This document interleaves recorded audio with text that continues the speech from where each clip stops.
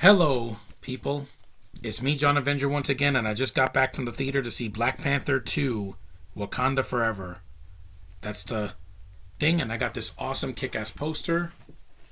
This movie was great, but it had some problems. I'm going to get to that in a little bit. This is an awesome looking poster with the most of the cast on the front. And yeah, I'll get to my problems, but when I get to the film's review. Now, the film, I was looking forward to this movie because it's not the first movie. Like, don't expect this to be the first movie. This movie is basically a superhero drama, like a CW show, but with a longer running time and with more characters. And it's the end of an era. This is the end of Phase 4, and it couldn't have gone on a higher note for me. I miss T'Challa. I miss Chadwick Boseman. May he rest in peace. I saw this movie for him, for his memory. I miss him a lot. Rest in peace, Chadwick Boseman. We love you. We miss you a lot. The Phase 5 won't be the same without you. But let's read the synopsis. In the film, the leaders of Wakanda fight to protect their nation in the wake of T'Challa's death against Atuma and Namor. You saw them in the trailer, so this is not. I'm not going to do any spoilers. And there's only one post-credit scene, but it's not what you think. It's not setting up Phase 5. We're going to get to that next year. But Ryan Coogler, this movie has a lot of emotional depth. It took a lot out of me emotionally. I was, just speechless when the movie was over. I clapped at the end because it was better than Eternals. It's not Eternals. It's not soulless. It's just, it's really heavy in emotion. There's a lot of crying, a lot of shouting, a lot of tears. There's a lot of emotion, behind everything that they do. And the movie looks great. Like, it has a huge budget, one of the biggest of the entire MCU since Endgame. I haven't felt this kind of emotion with a sequel since Endgame, Infinity War, where everything went to shit at the end and people were just speechless. That's how I felt here. Except that movie had T'Challa. Here, yeah, we miss him. He's dearly missed. But like I said, yeah, it says they crazed it for the cast performance. Most of the performances are spot on. Huerta as Namor was fine. I thought he did the best he could. Bassett was a fantastic as Ramonda. She commands the screen. She's a film legend. She just is amazing in everything that she does here. And yeah, we'll get to that. And Wright, she's fine. I didn't love her in the first movie. I thought she was cute as a side character, but as a lead, she's just not Boseman. Good, but she's not Boseman. Just saying. I don't hate her, Josh, because I know how you're gonna get. I just think that she's not. She doesn't have the, star power that Boseman had once she had, because he's gone. But she does fine. And if you're looking for Black Panther, you're gonna find her in the third act. That's all I'm gonna say. You don't see this costume until the end, until the third act. You don't see. That Shuri's got a Black Panther. That's not a spoiler. They showed it in the trailer, but she's not in the costume in like the first 2 hours. Just to let you know, the first 2 hours is build up to the third act. So that's all I'll say. But the new characters, I really enjoyed Ironheart. Yeah, Josh, eat your words. I liked Ironheart in this movie. Great costume. The actress that played her, I thought, she was a nice newcomer that was not a Binto, which is a huge plus after sitting through Yelena and Cersei and freaking all these other characters. Yeah, she delivered. There's a reason she's getting her own show and Yelena is not. What was her name? She's a newcomer because I don't think I've seen her before. No, that's Lake Bell was in the movie too, but it's basically she's in the beginning and you don't see her again. But it was good to see her in a Marvel movie because I always wanted to see her after doing the voice of Poison Ivy in the Harley Quinn cartoon. Dominique Thorne as Riri Williams, Ironheart. She's got a lot of promise. Hopefully her show's good next year, and I hope for the best for her in the MCU. It's basically her next step to being the next Iron person in the suit, and she earns her stripes. She's not trying to be Tony Stark. She is funny.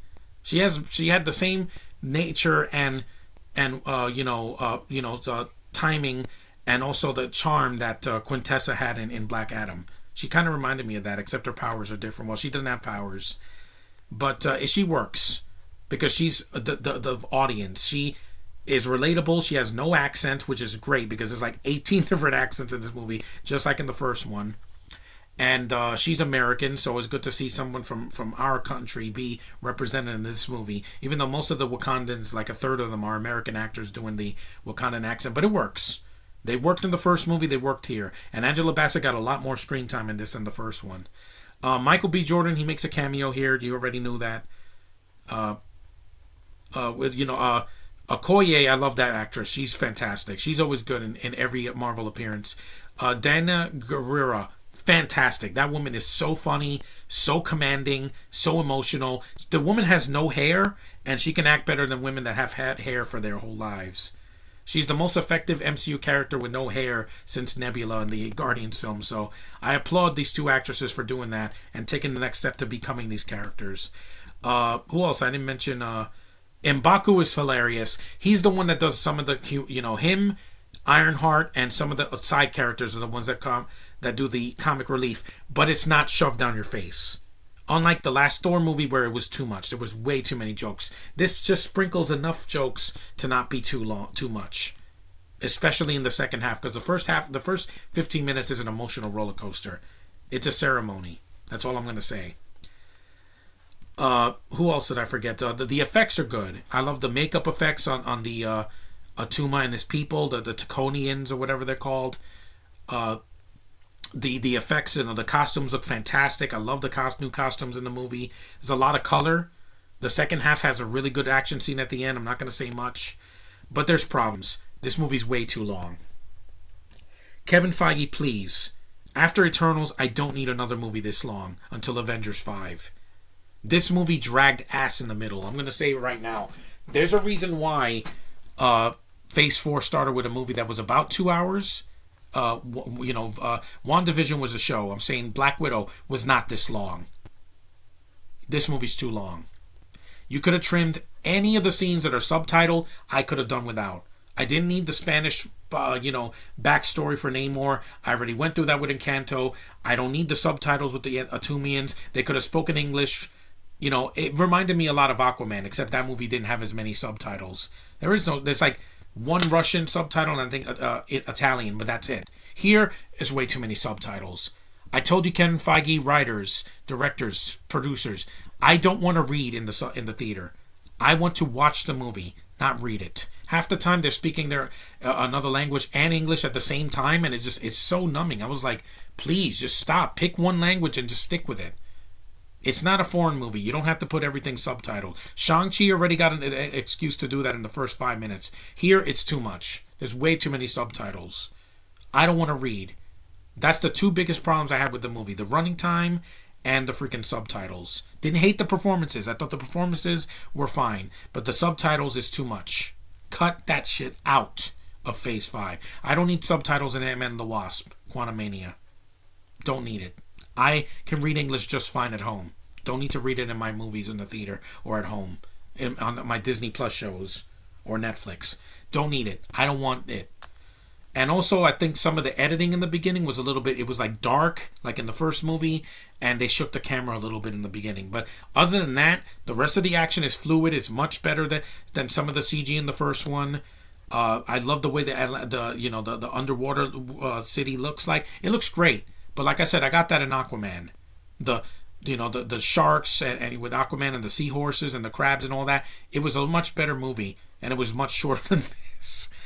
It's like with T'Challa gone, they had to put way more stuff in this. Like the third Pirates, except it's not as boring as that. That movie bored me to death. They put like 18 characters that could have been cut. Here, you just needed to cut the subtitles. I don't need a flashback explaining the character's origin when I could just read it on Wikipedia or in the comics. Namor was not Mexican in the comics. He's the Submariner. In the comics, he was white, and he was basically, he was different than this. He didn't have his own language. At least I don't think so. I just prefer the Namor in the comics better, and in the Spider-Man and His Amazing Friends, that's the Namor I like better here. Here he's fine, but he works more as an anti-hero than a villain. As the villain, I just thought is not weak, but not horrible, not great. Martin Freeman, he gets underused as well. That's another little side note. I thought he was really good in the first one. Here, he's just there because he was in the first film. His scenes with Julia Louis-Dreyfus, those could have been cut for time. Who else? I forgot to. Anika, one of the Wakandan warriors, she did fine. She's a newbie. she did fine. The lady that was in Florence, what was her name?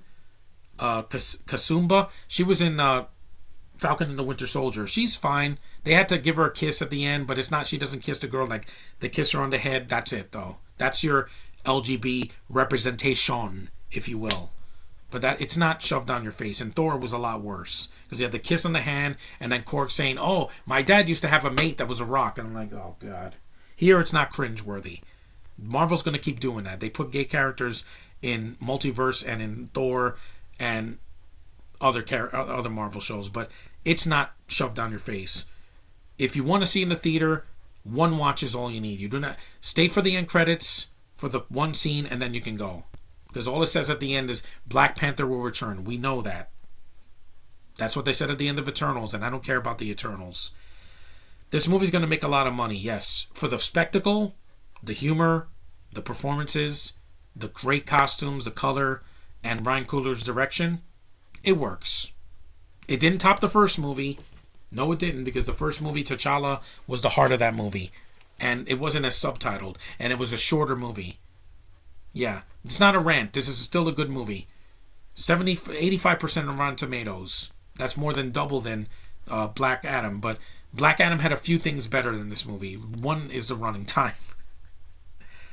It says a poignant tribute. Yes, definitely. That satisfies, moves the franchise forward. Black Panther Wakanda Forever marks an ambitious and emotionally rewarding triumph for the MCU. And a great way to end Phase 4 because it started off weak with Black Widow, but it ended with a home run with this. But the best Phase 4 movie, in my opinion, was still No Way Home. That gave me more emotion and more nostalgia and less subtitles and way more badassery than this. Just saying. But again, that was a movie that was 20 years in the making. So, and that had Tom Holland being there. He was actually there. He wasn't replaced. But anyway, what's the future of this movie? I'd like to see Shuri, but in smaller doses. I don't want to see a third film. I don't think a third film is necessary. I just don't think it's in the cards. It says Coogler and Feige were in negotiations about a third film. Unless it's a crossover with another character that interests me, I think I'll pass on a third film. I don't think a third film is needed. Ironheart is getting her own show. I'm interested in that. She was one of the best new things in this movie and didn't make the movie feel long. She doesn't have to speak in subtitles. Great. Just like Awkwafina in Shang-Chi. And she's young. Not too young for me. She's 25. In the movie, she plays a 19-year-old. She's old enough for me. And Ironheart will serve as a direct sequel to Wakanda Forever with Thorne returning to reprise a role in the project. Awesome. Give me that. Don't give me any more subtitles, please. I hate reading in the theater. I hate it. I'm sorry. Last time I read a whole movie subtitled was Godzilla in 2014. Yeah, the original Gojira. It's 95 minutes, not 2 hours and 40. But this is not a knock on the filmmakers. Coogler did the best he could with the limited resources he had. They did not replace Boseman, and they didn't use CGI to bring him back. So I get it. But in this movie, please be emotionally prepared, because it's a movie that's hard to watch a second time without getting emotional. I got emotional. In the second half, I teared up a little bit. But it's long. Just remember that. I warned you, it's very long. If you don't want to see it in the theater, watch it on Disney+. It is worth your time. You probably won't have the same problems I did, but it still doesn't knock it out of being in the top 10 this year. For the emotion alone, that's what got me. That's what kept me invested. Because in Pirates, I was already done after the second one. But here, it works. There's some flaws, but it's a lot better than The Last Jedi.